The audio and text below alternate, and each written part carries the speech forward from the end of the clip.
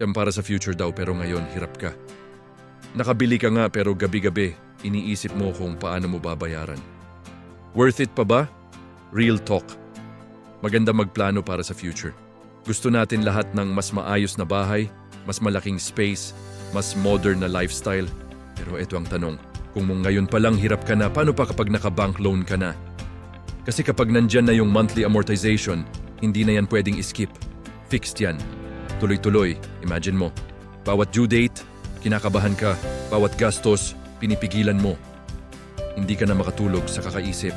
Yung pangarap mong dream home nagiging source ng stress.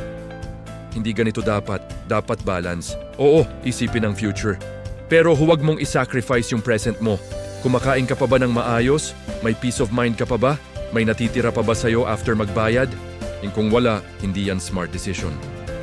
Hindi porket mas malaki, mas maganda at mas sunod sa uso yon na ang pipiliin mo. Ang tamang property yung kaya mong bayaran nang hindi ka nahihirapan. Hindi pwedeng sacrifice lahat ngayon para lang sa baka sa future. Piliin mo yung kaya mo, hindi yung ikakasakal mo. And no hype. Just real talk, just real estate. Kung gusto mo ng tamang gabay, follow mo lang ang page Real Talk Real Estate by Broker Reynan.